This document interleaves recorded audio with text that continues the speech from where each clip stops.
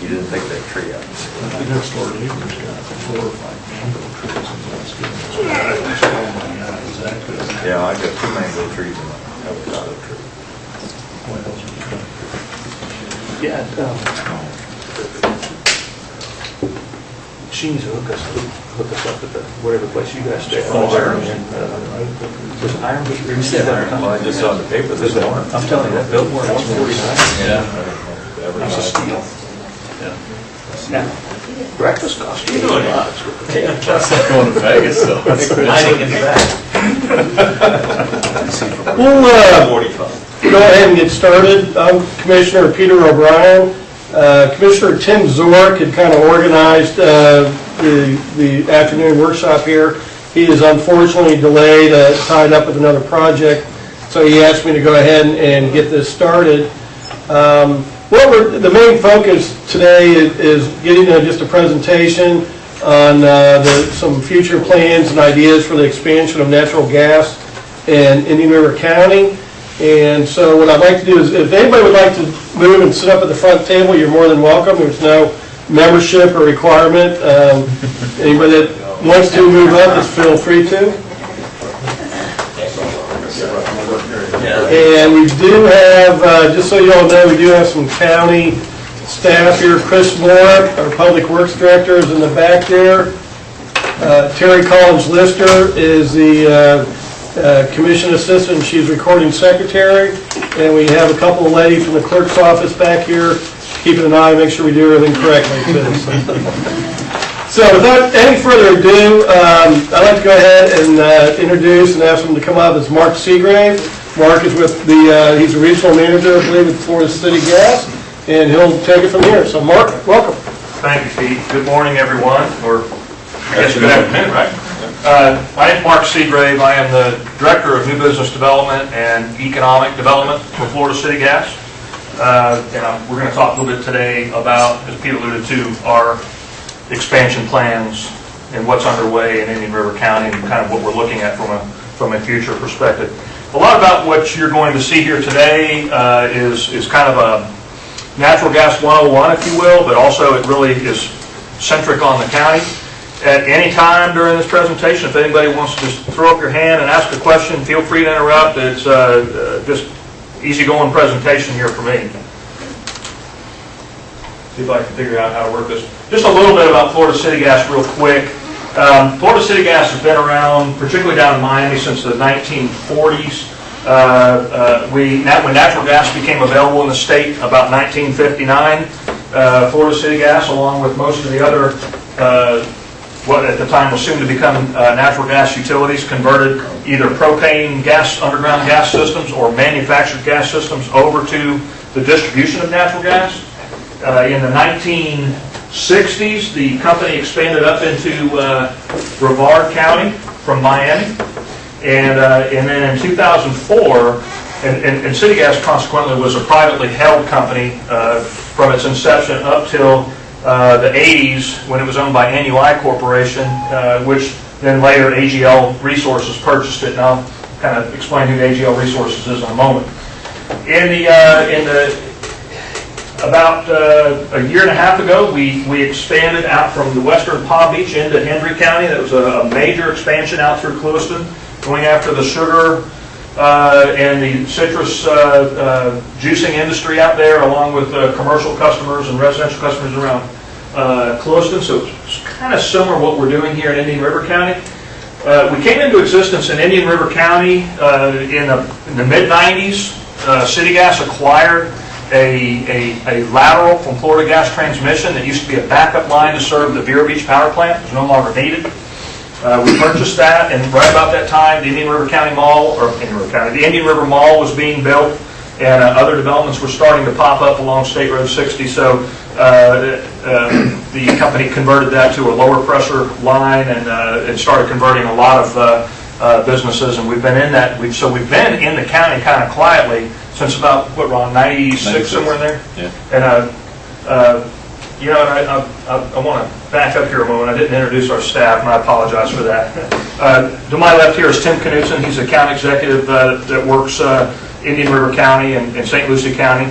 To his left is Forrest Smalley. He's our senior account executive. Primarily works in the industrial, large customer segment. Also works on projects, and then right next to him is our outstanding engineer and construction manager, Ron Muller. So if you're seeing a lot of dust and whatnot around the county, you can call him up and blame him for anything that's going on there. But so anyway, just a little bit of background on our history here. Now we've started this project up in the northern part of the county, which I'll explain in a moment. But just a little bit about the larger corporation. We're headquartered out of Atlanta, Georgia. We consist of 7 distribution utility companies. Florida City Gas is actually one of the smallest, with about 104,000 customers. But we have our Atlanta Gas Light, which is about 1.5, 1.6 million. Chattanooga Gas, Virginia Natural Gas, Elkton Gas in Maryland, Elizabethtown Gas up in New Jersey. And a couple of years ago, we purchased a very large natural gas utility company called Nicor in northern Illinois. And along with that came the ownership of Tropical Shipping, which we own and operate out of West Palm Beach. And the company is also involved in midstream operations, storage operations, non-regulated trading, a number of retail-type operations, which I won't bore you with here, but suffice it to say, we're the largest natural gas utility company in the United States. Again, consists of about 4.5 million customers, about 6,300 employees, 79,000 miles of pipe, 1.2 million retail customers. We're in 10 states. A little bit about our natural gas expansion. You know, we've looked at Fellsmere for a number of years. We've looked at Sebastian. We looked at expanding further in the center part of the county. And really, this expansion program that's underway came as a result of some contacts that were made by Jason Walker, city manager of Fellsmere. They were looking to attract additional business and economic development out in Fellsmere. And when we looked at it, we looked at it very closely, and it just did not make economic sense for us to install a gate station on Florida Gas Transmission, which is the transmission line that serves this area, and then run west through Fellsmere at a cost of over $10 million for maybe 19 or 20 commercial customers. It just wasn't going to work. So what we had to do is develop a partnership, an alliance with some other companies, and then combine Sebastian in central Indian River County, along with a need to reinforce that original lateral that we had purchased back in the 90s. As the county has grown and our business has grown down this way in the county, we were approaching some capacity limits during peak usage on the transmission system, during peak times during the summertime or during the really cold times during the winter. So we also had a need to reinforce our existing system. So we really cobbled together a couple of different business entities, if you will, business needs, if you will, to make this whole project work. So essentially the purpose for natural gas is in great demand as a hedge against rising cost of operating a business, or now as we're really starting to get into natural gas being used as a vehicle fuel for fleets. Cities all across Florida that are not served we're being asked by those cities, how can you get natural gas out to us? Because they're looking at it as an economic engine, economic development engine. When you're looking at an energy source that's nearly 50% or greater than other competing energy sources, that really starts to weigh on the businesses' interest in natural gas.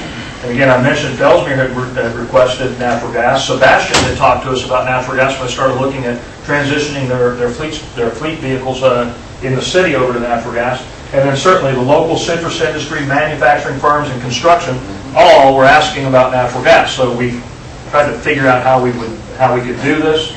We talked to a number of our county commissioners. We talked to our county administrator. We talked to the city officials in Sebastian and Fellsmere, of course, and worked with them through this process, and certainly tried to keep everybody informed as we went through it. It's kind of our legacy distribution system.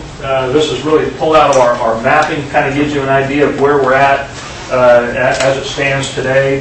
This is the State Road 60 corridor, so we generally tap the transmission line that's just west of I-95, and we come in along State Road 60. We branch out in a few places. These kind of large area here is that Point West? Point West, and neighborhoods on either side. They've got the mall, I think, right here, and we kind of jog down on 43rd and then follow the original pipeline route that came into the power plant here on 17th Street and serve some areas in and off there, and then up and down US 1, kind of back along Indian River Boulevard, get up and get the hospital, some developments up around the hospital, and then all the way up to 65th Street to a facility that used to be known as Airlight Plant. I'm not sure what they're called now.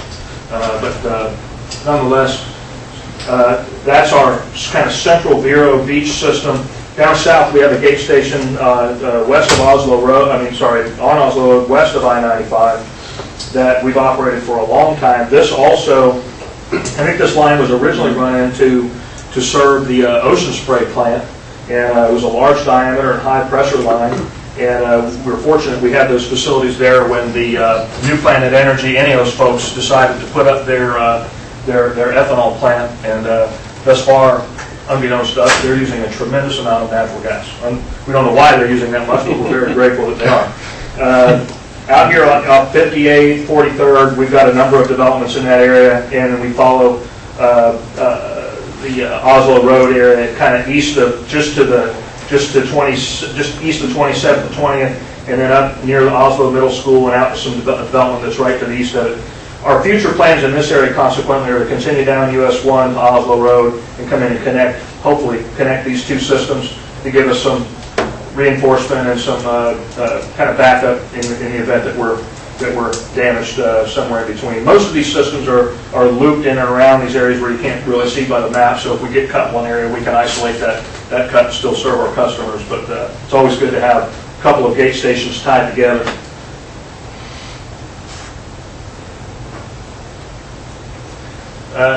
The new expansion project consists of about 13 miles of intrastate pipeline, and I'll describe what that is in a moment, to be constructed from a tie-in point with Florida Gas Transmission that's west of I-95 and north of Highway 512, and from there we'll come east generally to 510, follow 510 south as it curves around to the east to 58. We'll turn south on 58 to 77. All that's in, by the way, to 77th, and then east all the way to a tie-in point that they're at Kennedy Grove's packing house where we work with them on an easement. And then at that point, that tie-in point, do we have this on the map? Yeah, it'll be in there, yeah. Keep going. I'll get to that in a moment in terms of that route. Pipeline that on the intrastate side will operate at about 510 pounds per square inch gauge. Our normal distribution pressure that's back behind businesses and neighborhoods and so forth are about 60 pounds per square inch for the distribution side of the utility, but the intrastate will bring that at a higher pressure to those tie-in points. Most all of this of the pipeline route, whether it's our pipeline or the intrastate pipeline company, is installed in right-of-ways. The new pipeline was enabled Florida City Gas to serve Fellsmere, Sebastian, and central Indian River County, and then we're also looking at eventually going underneath the Intercoastal Waterway and getting over to Johns Island. We'll look at that in a few moments. And of course, the expansion will enhance our capacity to serve new customers. That's just a picture. That was actually a picture taken the pipeline going out to Clewiston. You can see the dike here of Lake Okeechobee. You can see the pipeline company doing welding operations. This pipe is welded, X-rayed, coated, put in the ground. Every one of those welds are they're GPS located, aren't they, Ron? Every one of those welds is serial numbers. So, you know, in terms of the integrity of that pipe and the safety around its operation, that is a primary focus of our company. What material is it? I'm sorry? What material is the pipe and how The high pressure pipe is steel. That's steel. When we run gas lines that are for distribution, they're typically steel if we need a high capacity in a high capacity area, or it's polyethylene pipe. I'd say the majority of it's polyethylene, but some of it's steel in kind of like the main areas where we need a real, backbone of the system. Here's the kind of those tie-in points. Okay, what we have here is this is I-95, this is 512, and this is Fellsmere here. You have Sebastian up in this area, and then our legacy system for Vero, again coming up to about 65th Street, is here. So the green line depicts the intrastate pipeline company's route. This is approximately 510 and 512, and as I mentioned, we kind of follow along and come down and tie in there at 77. We'll have a tie-in point at 77. We'll come down to 69th and cross under US 1 there for 1 to serve Green River Packing, which also, as I'll show you in a moment, is a proposed crossing point, should it be permitted, to get over to the island. And then we'll continue on down to, is it 65th, Ron, where we tie into our legacy system, where we're actually going to cut the pressure from 510 pounds to 300 max. to 300 is the max. Probably won't operate at 300 unless there's a need, but somewhere between 100 and 300 to bring this line down to tie into our existing system, where there we'll lower it to our standard 60 pounds. That'll give us plenty of capacity and reinforce our existing system and provide us to serve customers along this route. So this project right here is underway as we speak. And are we down to 65th now, Ron? Yes. Oh, yeah. Okay, we've got that system in already. We haven't done the tie-ins yet, but this is now underground, and there's, I don't know, I think there's 7 citrus packing houses and an asphalt plant that we're initially going to convert this summer so they can be ready to go for their season coming up. Sebastian, probably start that build next year. Again, this will be the dash line will be our pipe coming off the interstate pipeline and to serve Sebastian. But the next phase of this project is going to be Fellsmere. We're going to build from City Hall out to Florida Organic Aquaculture, B&W Growers, and also SunAg. Fellsmere qualified for a community development block grant of a little over $1 million. We're waiting. That grant's been approved. They have to do an environmental survey of the routes required by the federal government. Then it has to be posted and noticed. And as soon as that process is done, we can actually start installing our distribution line out there. And we're hoping that gets started very soon. We're on a tight timeline there. Any questions about this so far? Yes, sir. Well, you show, the one before, you show the gas coming down, Route 60. Go back to the... That show here? Yeah. What side of Indian River Boulevard is that going between? Are you talking about up here? No, down where you go to Royal Palm Point. Over by you heard, we're on the west side. We're on the west side till you get almost up to Royal Palm Point. Then you come across. Then we shoot across and get into Royal Palm Point. Right. Okay. Because what I'm trying to do is get gas in between Royal Palm Point and the bridge. Talk to that guy right there. Yeah, I know. We've been working on it. We Okay. Well, we have gas across the street to serve the church there. Yeah. I'm working Actually, on no, we have gas in Royal Palm Point. I'm working on it. All right. Well, I just wondered if it was on our side. I haven't forgot about her. Okay. I'm only one guy. Did we answer your question? Yeah. Doesn't help me much, but We will serve anybody we possibly can. well, we got 170 people that are interested. Well, I wouldn't go that far. Tim's trying to stitch together some folks over in the Finger neighborhood. That's exactly it. That's exactly it. That's sometimes like herding cats, but we're working.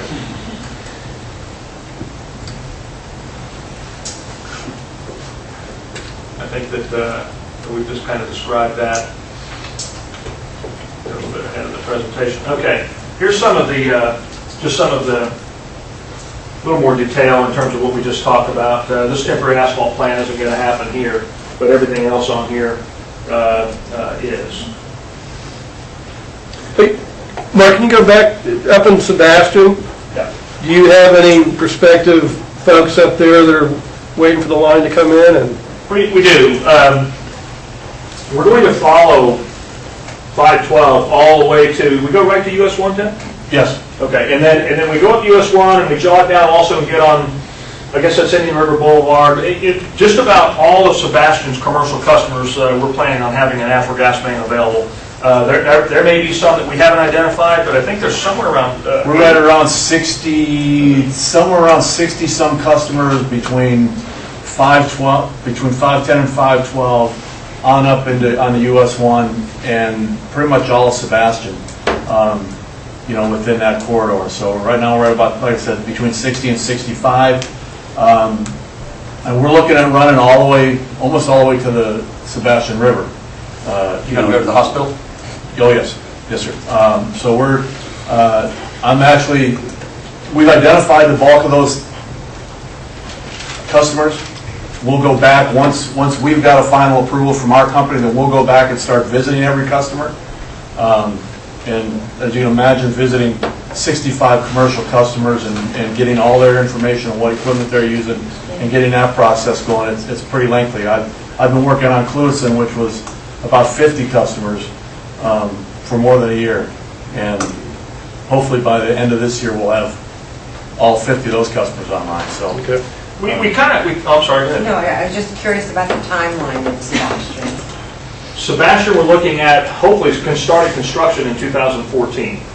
I would imagine that would probably be somewhere mid-year by the time we actually started construction, 2014, with a goal to try to get the main components of that in by the end of the year. Do you have a threshold for accounts before you'll get started? I'm glad that you asked that. The project as a whole, I submitted a business case up through our senior management. Of course, this is millions of dollars, and of course the agreement with this interstate pipeline company, where they have millions of dollars invested as well, takes some time, and it's a very thorough and thoughtful process we go through. And we're large companies, so there's a lot of steps to get that done.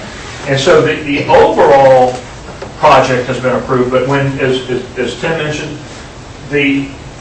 we have sub-approval. Once we have the overall project approval, then we have to look at the individual components from a financial perspective. We run kind of a pro forma to get the overall project approved, but then we have to run more finite. We have more finite approvals for here. It's more of an official process, so that in our systems, folks like Ron are able to have the capital allocated, and each individual customer, we have an allocation of that cost. And so we have to look at every single one. We have to look at the volume of natural gas that they're going to use, and we do that by examining other customers within our billing system that are similar, or even other customers that other utilities may have that we don't have, such as, I'm just going to make this up, a Burger King. Of course, we serve lots of Burger Kings, but as an example, we can look at hundreds of Burger Kings, determine what their volume is, and make some assumptions there. So we go through that process in order to determine what the economics are. We have a program within our tariff that we use oftentimes, that if a project falls a little bit short economically, we're able to charge a surcharge to make up for that shortfall for up to 10 years. And again, we are a utility that's regulated by the Public Service Commission. Our rates are not just arbitrary. We can't just go to you or to another customer and say, well, we'd really just like to charge you more for your natural gas because we need the money. We have to build one of these projects by examining how much revenue we would have in a 6-year period of time. And so that kind of sets the capital that we are authorized to invest. So what the Public Service Commission is in place to look for is to make sure that we're making prudent investments and we're not putting the rest of our ratepayers at risk. Because if we make poor investments and we weren't able to recover these costs, a company can follow a rate proceeding and say, well, we're just not making enough of a rate of return to operate our system, so we're requesting a rate hike. We try not to do that. We haven't been in for a rate case since 2003. Our last rate increase took effect in 2004. And so, and as far as I know, we do not have a rate case plan for the foreseeable future. We've been able to grow fast enough to be able to overcome the expenses of operating a business and keep our rates low. And so when we look at an overall project like this, we have to be very careful to make sure that we're covering our costs and staying within our allowable rate of return range that the Public Service sets for us. So we've done that here. But just to get back to Sebastian, we will go through final approvals through the rest of this year and hopefully have our construction manager set up to where he can actually launch the project next year. Yes, sir. What is the chemical content of your natural gas? It's primarily methane with some other trace elements. Excuse me? Primarily methane? Primarily methane. No methane? No, we're 96. I spoke to you about the farm construction thing. 96, 97% methane, a small percentage of other heavier anes, your butanes, octanes, and such. But because methane is quite a capability from your natural gas if you have it. Yeah, we just don't As have it. a matter of fact, there's one major process out in Illinois where you gentlemen are on the north shoulder of Illinois. if you take a look at that, that plant turns out 5 billion gallons of ethanol. All right, you may want to go down to Tuscola, right across from the University of Illinois. All right. And they'll give you a plant tour. Thank you, sir. Appreciate it. Incidentally, if I may, one point, Sure. it's a very interesting pressure that it operates at in order to make the ethane. 192,000 pounds per square inch. Gentlemen, I leave you with that. Thank you. Mark, just, I don't know if you got a comment or we go back to the map, but what about the, What do you want to go back to? well, you have it, the Vero Beach Airport area, the airport We area, can speak to it. Piper, Dodgertown, Island. I don't think I put that slide in. Let's see if we can go back to see if we can kind of find that on here. Let's get ahead of myself here. If you go back to our legacy, Here we go. Piper, right up in here. Right. The whole airport, Dodgertown, Piper. Just kind of around that enterprise zone. Yeah, right where Aviation Boulevard is, or, I don't want to get too far ahead of our plans, but we are actually looking at a plan that would kind of surround this area. Originally, before we had this whole expansion program, we've been talking to Piper for a number of years. They've gone through a number of management iterations and so forth. We've actually have contracts on their desk to serve them. We're waiting on Piper. Whenever they're ready, they're going to approach us. But that plan calls for us to come up 26 in and around Aviation Boulevard to serve Piper. But now we're kind of looking at, rather than just looking at Piper and these some customers in and around here, kind of surrounding this area to be able to serve all the way around the airport. And that is something we're looking at. yeah, we're kind of looking at a enterprise zone project, which will encompass Gifford. Right now, as part of our initial plan that we're doing, we're actually going to extend west on 45th Street to 43rd Avenue. So then what we'll do is we'll continue that with part of our Central Vero project and basically encompass the enterprise zone. Both sides cover the county complex up there, the jail, Gifford, the west side of the airport, all the way back to Piper. The construction manager doesn't know all of that yet, but What kind of time frame on that approximately? Not to hold you to anything. He's the airport manager. we're working on putting the project. Actually, what I'm going to do is stitch it was two projects. Now I'm going to stitch it into one. The one was pretty well done already, so it's just going to be a matter of combining the two projects together and then getting it up to our corporate office along with the engineering side of that and see if it can be if we can do it all as one project, and then get the economics done that way. So hopefully I'd probably say by the end of the summer the project will be in for our engineering staff to look at, be on its way up to our headquarters at AGR Resources.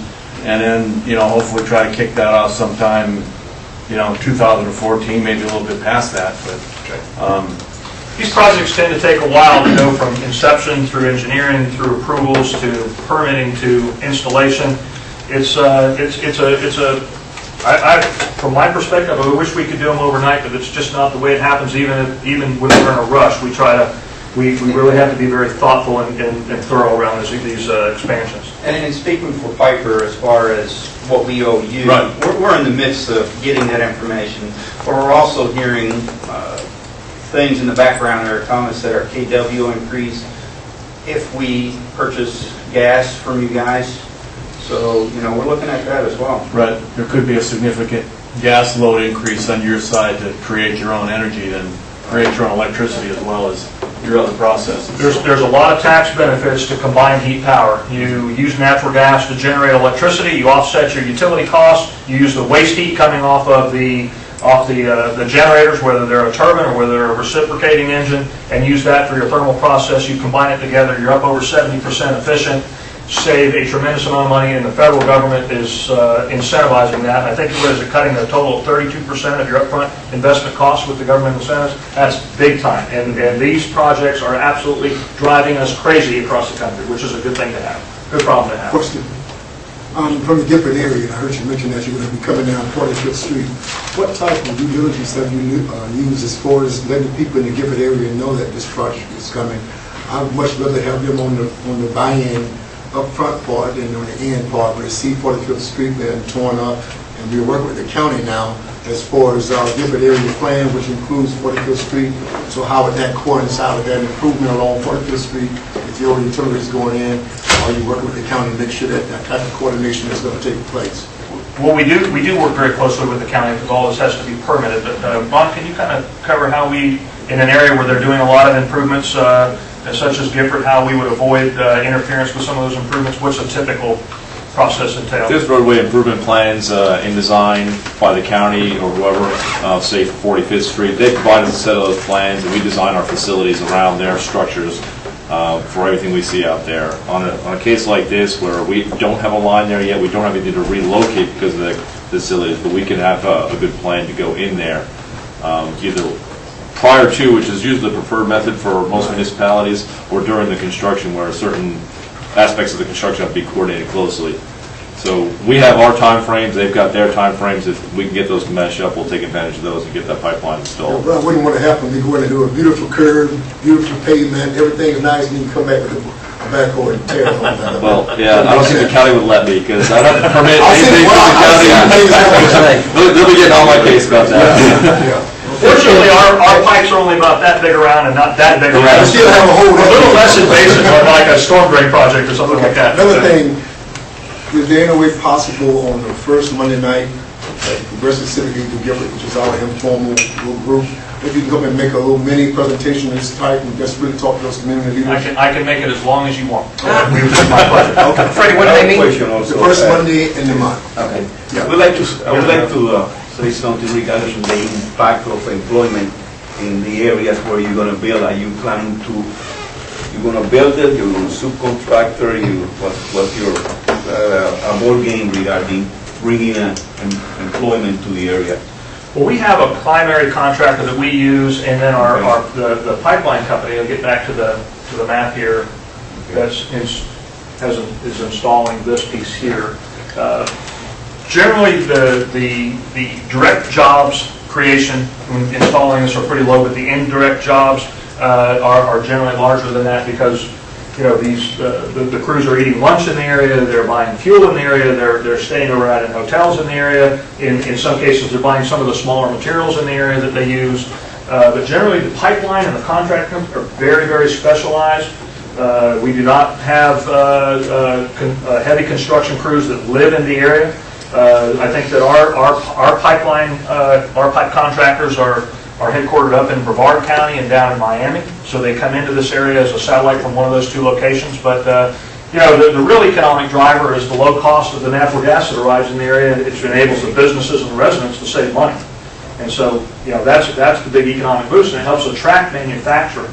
So one of the things I can say that we're seeing a resurgence in this country around manufacturing because of the low cost of natural gas. Why is natural gas suddenly a lower cost than it was when I started in the industry 27 years ago? Because of supply. It's all about supply and demand. We've discovered that this country is literally the Saudi Arabia of natural gas. We have so much natural gas, it seems like every year there's another 10 years or 20 years added on to our projected supply. Now we're hearing of 200 years at the current rate of growth. And that's all come as a result of technology that's enabling the country to extract natural gas from shale. So what you're telling me is that through these routes, actually it's going to be some beneficial for people actually to moving into the area. That's mean with the zoning changes into their manufacturers, zoning. Well, I don't know about zoning changes of necessity. If the zoning change is needed, a manufacturing firm something would get with the county to work on that. We're working with a number of firms that are interested in locating to the county. We try to help put the connections in, whether it's the county commissioner that represents the area that they want to relocate to, or whether it's getting with the county administrative staff of the cities and let them do their thing. But our job is to get the natural gas infrastructure there. Because the energy is relatively low cost compared to other forms, we're seeing a lot of folks come to us as a result. So, which is a good thing. It's a good problem to have. I'll try to catch back up to where I was here. Let's see. That's phase 2. We talked about Fellsmere. Again, phase 2, which we'll be getting underway very soon, is to build from our gate station is literally going to be at the ball field at Fellsmere, right by Fellsmere City Hall. We're going to put a distribution system in to serve, I don't know, 17, 18 businesses in downtown Fellsmere. Of course, we'll grow out from that. All of these projects are really justified by the commercial growth, by the commercial customers that we can get to very easily on the initial expansion.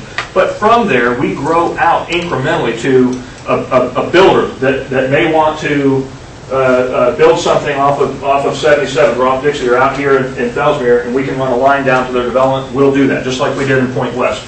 Or if there's a manufacturing firm that's along our line there that's requesting natural gas, we build out that on, and basically the economics for that particular entity have to stand on their own. If we're going to get back into Gifford, which we'd like to do, we have to have the businesses and the residents to be able to target. That's why we'd love to come talk to the community about that, so they're aware. And we like doing these workshops so that it's really raising the awareness around natural gas that enables us to help expand.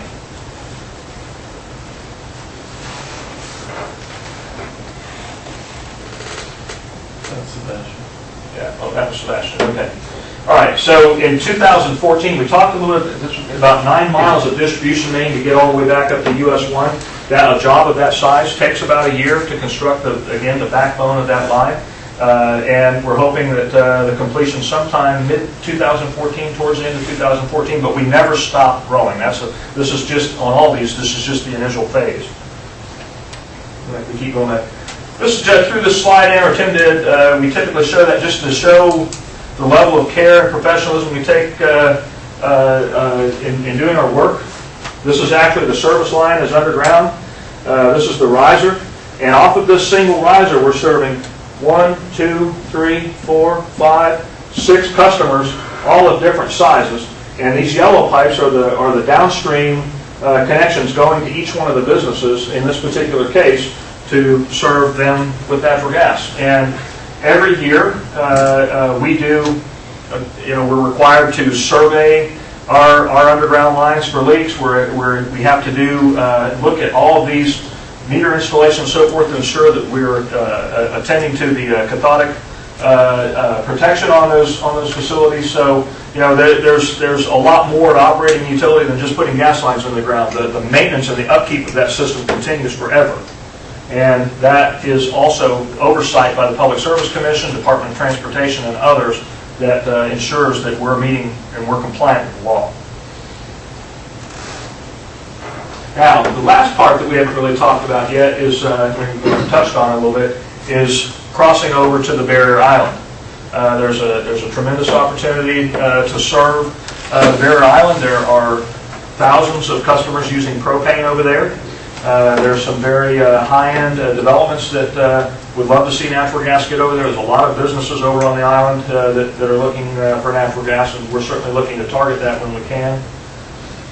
The crossing point that we're looking at potentially, this is 69th, and this blue dashed line would be the line. This is an old bridge route that had gone across, and we've spoken to an engineering firm here that's pretty well known, and they seem to think that could be permitted, but again, we haven't really looked into that in depth, but that's just a proposed route that would not disturb an area that hasn't been disturbed before. And typically when we cross a body of water like that, we bore down underneath the waterway and then come back up on the land side. We would probably bore from here to here, and then from here to here, and then from here to here. Ron's more of an expert on that, but not knowing how far those bores are, but that's typically the way it's done, and we do not disturb the waterway. Now, that all has to be permitted through DEP, Department of Corps of Engineers, everybody in the whole world, but if we are permitted to cross, that's where we would do it. And then we would go up and down the island, and that's probably a 2015 project. Now let's talk about what's coming in the future. Compressed natural gas for fleet vehicles is just something right now that I'm literally having to designate a position that works for me just to work on this full time. One of the largest fleet transition programs, you can go online and check it out, is Miami-Dade's Fleet Transition Plan. The draft RFP is out. We're expecting their final RFP to be issued sometime within the next 30 days. It's going to encompass over 3,000 vehicles. They're certainly looking at their transit authority, they're looking at their waste management, and they're looking at their water and sewer department to convert those vehicles that are readily available and having been already made by the manufacturer. Conversion of engines to natural gas is costly. The return on that investment is not where I'd like to see it, so we typically do not sell or promote an actual conversion of an existing engine. Go buy the vehicle from the factory. Right now, factory equipment, school buses, garbage trucks, some of the heavier, 1 ton and above vehicles are available already set up from the manufacturer. And in some cases where you're seeing some larger volumes, you're seeing some prices out there on a diesel gallon equivalent of $1.50 a gallon to operate your vehicle fleet. Now, as a public entity or a private fleet, you're going to pay a premium for that vehicle, but when you're used to paying $3.75 a gallon and you can go to $1.50 or even $2 a gallon, you've got a lot of money coming in to offset those equipment costs. Yes, sir. You're talking about price per gallon. What does that equate to in dollars per mile?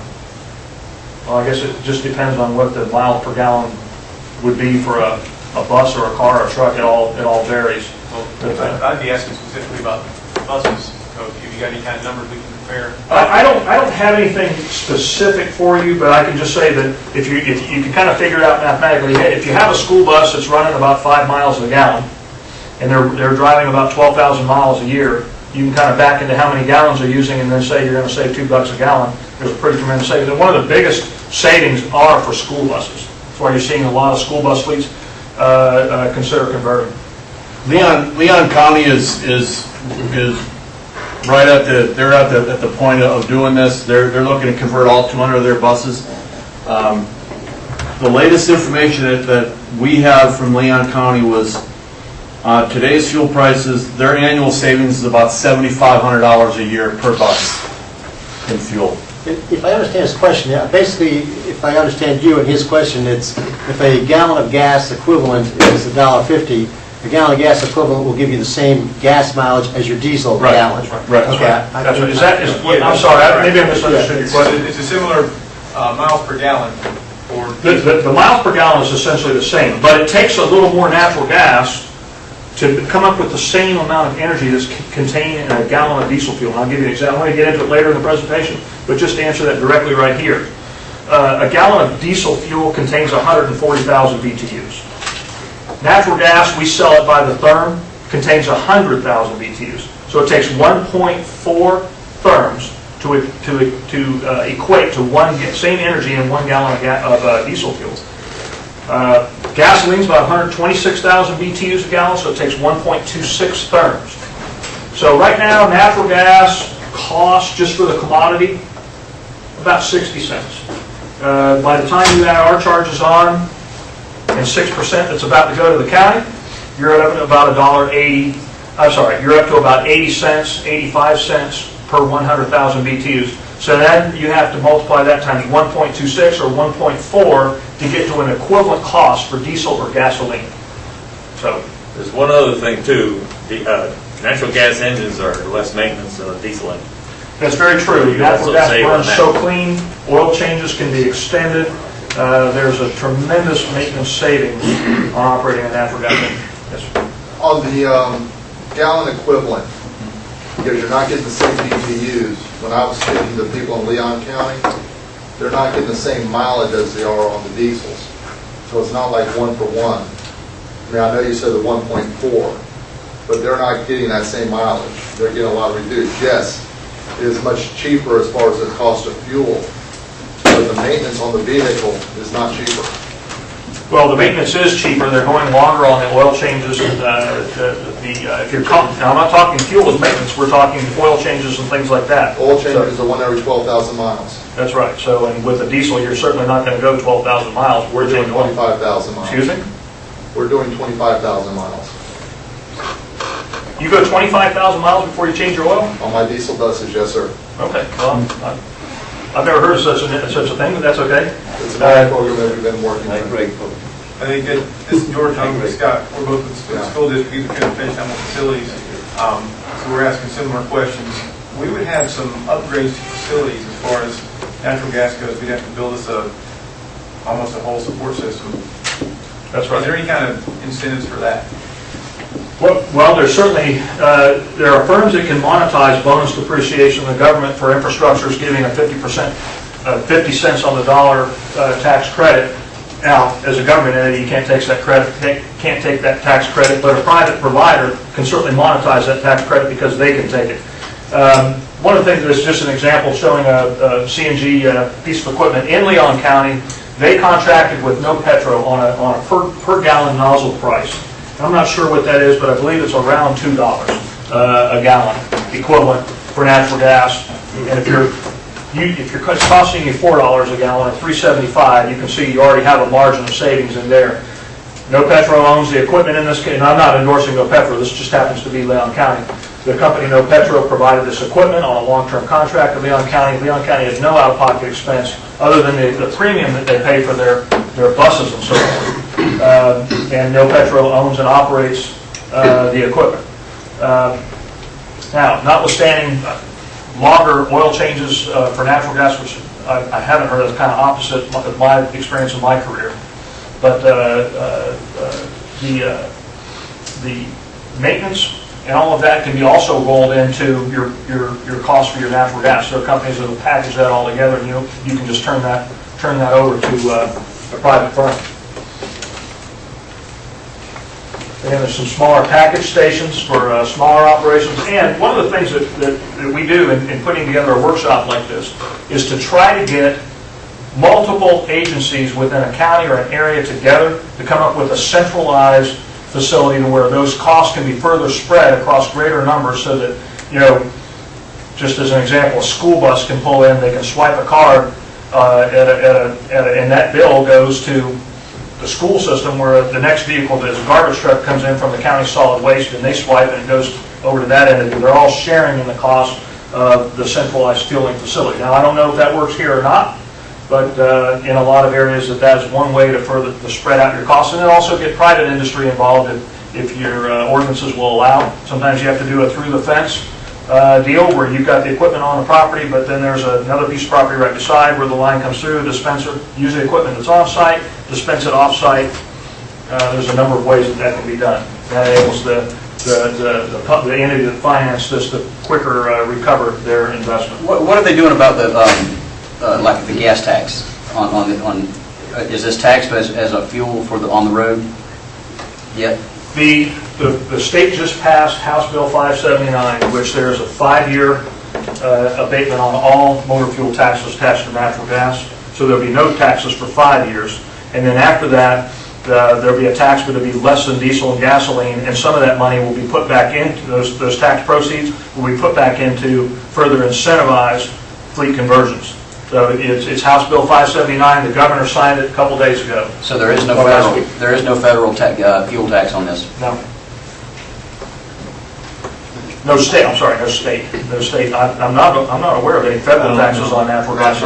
That's usually done state by state and local by local area requirement. But the state has mandated there's no taxes. A tax abatement for 5 years. The state is also going to create incentives for conversions. They'll start probably around December, by the time they have all of the infrastructure within their system to put that together. And then cities, counties, and private entities can apply for grants from the state, and that will be forthcoming. So there are incentives finally that were approved in this last legislative session here in Florida. We're seeing a tremendous amount of waste hauling, waste management, Waste Pro, county governments all over the country. It's one of the most commonly built, and the cost of the premium cost on CNG equipment is coming down rapidly because of the economies of scale that are being achieved, both school buses and in the waste hauling areas. So we're seeing just in our area, we've got Waste Pro in Miami, Waste Management Miami, Waste Management up in Brevard County, all going to CNG. In fact, Brevard County required under the new contract that the bidder, the successful bidder for their new waste hauling contract, has to equip their fleet with natural gas. There's a tremendous reduction in carbon emissions in your county also, and the natural gas equipped, whether it's a bus, a vehicle, they run very, very quiet compared to a bus or a garbage truck. So there's a benefit to not waking up folks, I guess, when you're going through neighborhoods. Just a couple more buses. Saddle Creek is a here in this state pretty prolific over-the-road transporter of goods. They are, I think that they're about 50% built out on their fleet, and they're continuing to go, continuing to convert. Entities like Publix and other over-the-road are converting. Our company just signed a contract with UPS to provide them with 500, how many million gallons a year? Is it 500 million gallons of LNG, liquefied natural gas, a year? UPS is going to convert all their over-the-road tractor trailers to natural gas over the next several years. What's the difference? The CNG and it is what you would run through your lines. The vehicles, do they run off of the LNG? You can't equip a vehicle to run off of LNG. LNG is natural gas that's been pressurized to the point of liquid. Well, it's been super cooled down to where it's condensed down to a liquid form. There's 600 times more energy in the same cubic foot because it's all that's been condensed, but it takes a tremendous amount of refrigeration and so forth, and then there's specific storage and handling requirements for that. Typically, LNG is used for very large consumption, over-the-road tractor trailers where they have long distances. They're not just like a bus where you can come in and park and hook the bus up and let it fill up overnight. These are trucks going up and down the road that need a lot more range. So you typically won't see on a localized basis LNG used. It's compressed natural, because we can get it right through the gas line. Compressors are used to up the pressure to fill the tank. The tanks, are typically the natural gas is stored around 4,200, 4,300 pounds per square inch in the container. Just a few glossary of terms here we talked about. A therm, again, is 100,000 BTUs. Sometimes when we're talking to large customers, we talk in decatherms, or a decatherm is a million BTUs, so there's 10 therms contained in a decatherm. Distribution charge. There's a couple different components of a bill. The distribution charge, the natural gas company, believe it or not, does not make any money on natural gas, on the commodity itself. It's just strictly a pass-through. If we buy natural gas at 60 cents, we sell it to you for 60 cents. And quite frankly, the commercial market in Florida is deregulated, and I love it when somebody buys the commodity from somebody else because I don't have to collect the money for it. And so our commercial market being deregulated, more than half of our commercial customers, most of our large consuming customers, go to a third-party marketer that's approved to distribute or approved to sell natural gas on our system, and there's a number of them, about a dozen. There's probably 5 or 6 that are more well-known, and we can put anybody in connection with a third-party marketer. So we don't make any money in this area, so we don't care where you buy your natural gas from, but if you buy it from us right now, it's about 62 cents for 100,000 BTUs. The distribution charge is the charge that we put on top of that commodity charge. That's where we make our money. So in other words, just an average, again, going back to the Burger King analogy, right now a Burger King would pay about 31 cents per therm on top of the commodity charge. So that within that 31 cents for that therm, that's how we pay for our vehicles, our salaries, pay for depreciation, pay for the maintenance on our system, buy computers, build buildings, and do all of that. It's all within that distribution charge. There's another component of the distribution charge, which is a fixed charge every month that we call a customer charge. That is your fixed charge every month, and for an average residential customer, it's about $8 a month. And our average mid-size commercial customer is paying about $30 a month for a mid-size, some 15. Some of the larger ones around $80 a month as a fixed charge. I have a question regarding the system that you're planning to build. Regarding the extension of the system, eventually I know that you're planning to build different stations in different areas, right? And this system will allow you to expand it in future years to come. Well, We're not planning on building any of these compressed natural gas systems. Those are usually operated by a private company or a public entity. We bring the gas to it and set a meter, just like if it was a dry cleaner or a Burger King.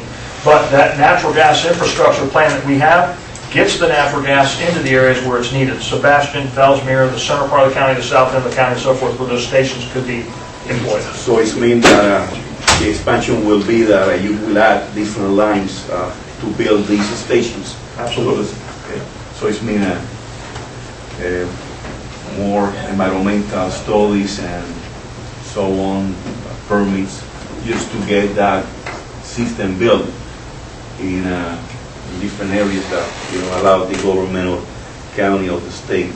All of our gas systems are permitted no matter where we go, whether it's just to go down the street or to go a major extension into a new city. Yes, it's all permitted and worked through with the local entities. We're not permitted just to kind of throw it in there. I see. Again, some energy comparison. Again, natural gas is 100,000 BTUs. There's 1,000 BTUs in each cubic foot. If you can picture a little box about that square, and the gas that would be contained in that box at atmospheric pressure, you're going to have 1,000 BTUs in that box. So if it takes 100 of the gas in the space of 100 of those boxes to equal 1 therm.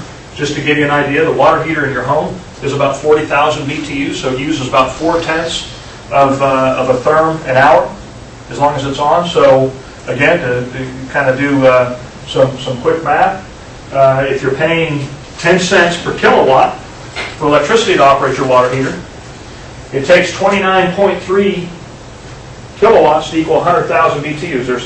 There's 2,513 BTUs in a kilowatt, so 13 times 29.3 equals 100,000. So if it's 10 cents times 29.3, you're $2.93 for 100,000 BTUs. So if a water heater runs 2 hours, right now it costs you about $1.21 for natural gas. If it ran 2 hours on electricity, you'd be $2.93 times 2, and you can see it's close to $6. So there's a big difference between the cost of natural gas and electricity.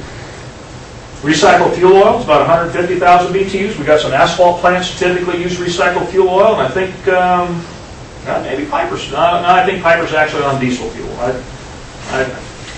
Yeah, I think they're on diesel. So you're getting 140,000 BTUs per gallon.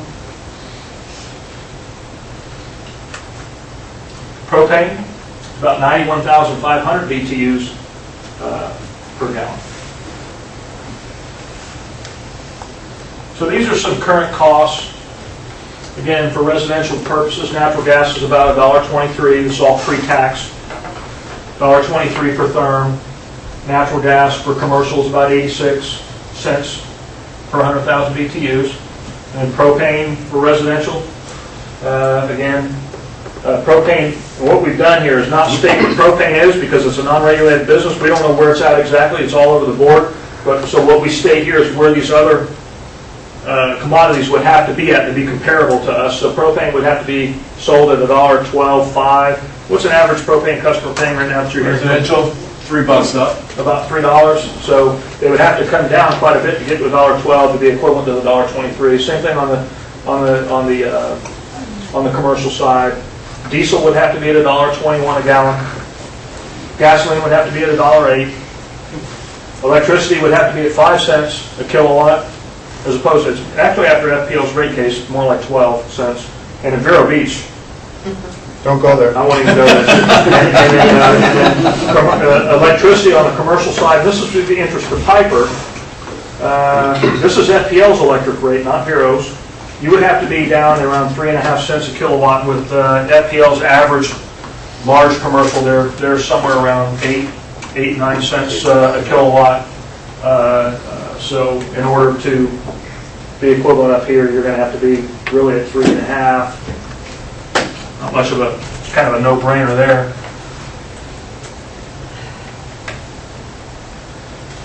So I've spoken quite a bit about our expansion, about some of the benefits. There's a couple of other things just so you know real quick.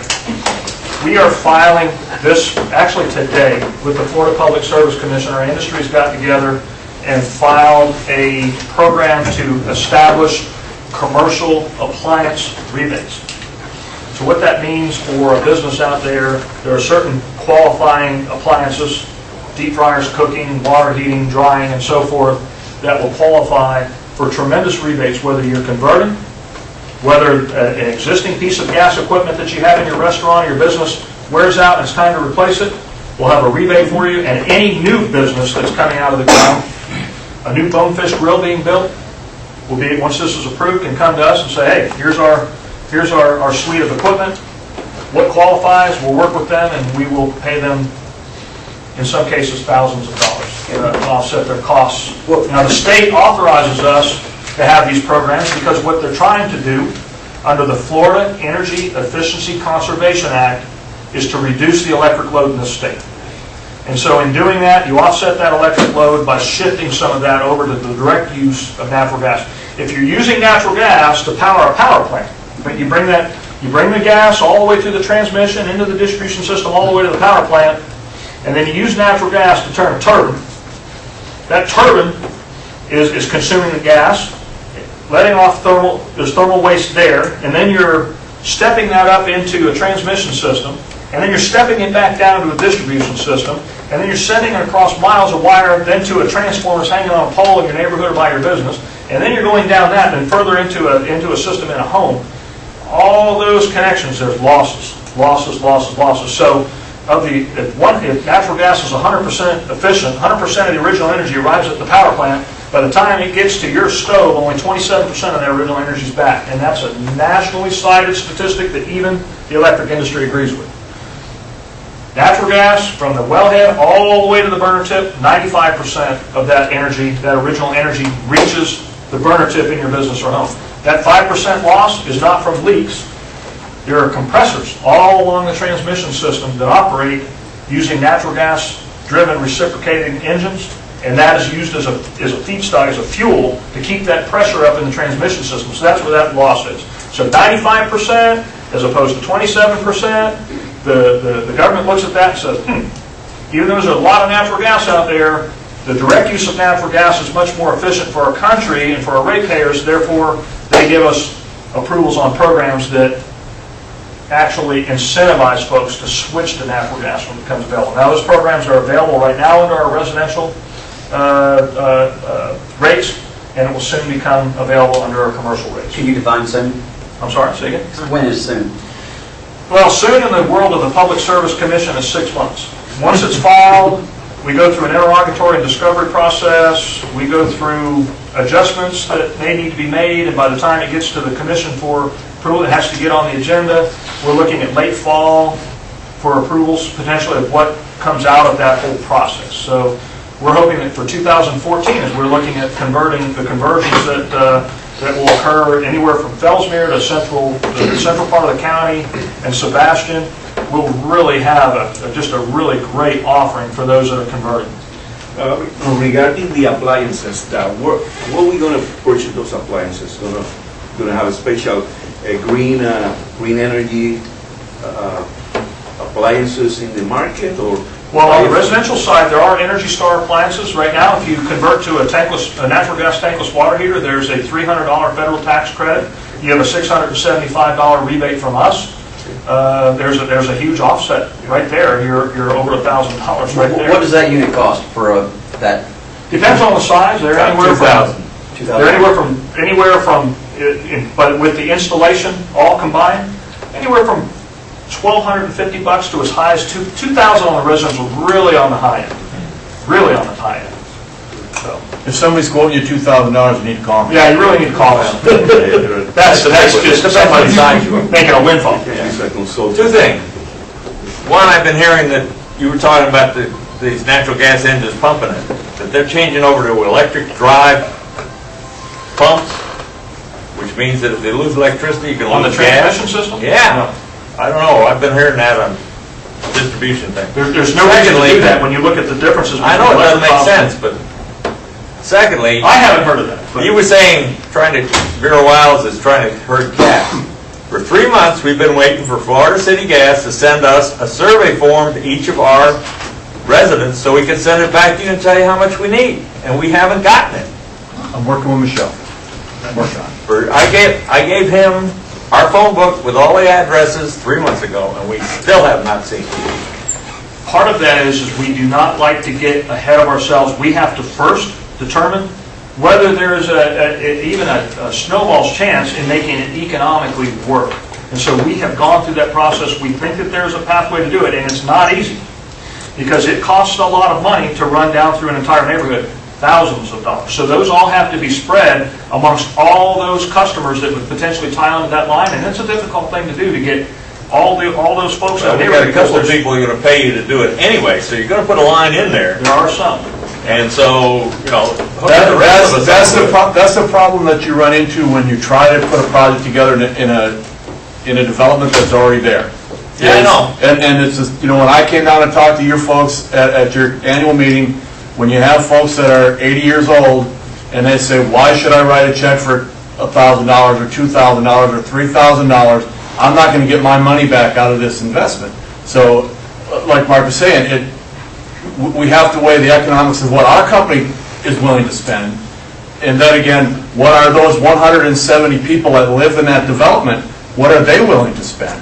So believe me, for me being able to get in there, I want everybody to have natural gas. I wish I could have it at my house here in Vero Beach, but it's a lot of it's economics. To get it all the way through one neighborhood in there is well over $50,000. Each customer, in terms of the revenue that they would provide us, is about $200 a year. Remember, our 6-year investment criteria is set by the Public Service Commission, establishes what we can invest capital-wise. So if you take $200 times 6, you're $1,200 for each one of those. How many customers do you have to make up the $50,000? At $1,200 each. So, you know, it takes nearly everybody in there, and when you get 5 people that say, well, you know, I don't want it, then you have to go back and then reallocate and reallocate and reallocate, and it's a bit of a challenge. So typically, we try to, before we set false expectations, have a chance of actually being able to do this project, because maybe there's a few folks that might be willing to come out of pocket up front and pay for more than their share. They get the refund based on other people tying on, but until we really have a substantial amount of money to cover that upfront investment criteria, we really don't want to send out flyers saying, hey, you know, kind of setting the expectation that we're going to be able to get there. It's a process. So, well, I've been working on it since last December. So am I. Appreciate it. With our customers, trying to get it. I've got putting stuff out, and they keep coming back and saying, well, when are you going to find out what's going on? Herb, all I'll tell you is, I'm one guy that covers Indian River County, the southern half of St. Lucie County, Henry County, and the western part of West Palm Beach. Okay, but you got Battling and you got Dyer both want it brought in anyway. And you're right. And one of them was willing to write us a check for $10,000 and say, I want gas in my house. Yeah. So, if that's what if I had 170 people in there that said, I'll write you a check for 10 grand, we'll have gas there in a couple of months, believe me. We want to get there. That's the thing. How much do you need? If you can't tell us how much you need, it's hard for us to figure out. It's just frustrating. It's frustrating for me as well. I wish we didn't have these rules we had to follow. We just run it out there. But we can't. We can't do this. Any other questions? Yeah. 50,000. All right. Well, I want to thank everybody for giving us the opportunity to speak here today. Thank you. Yeah, I know, but it's not a roll call. All we got to do is bring it down. We're all sides.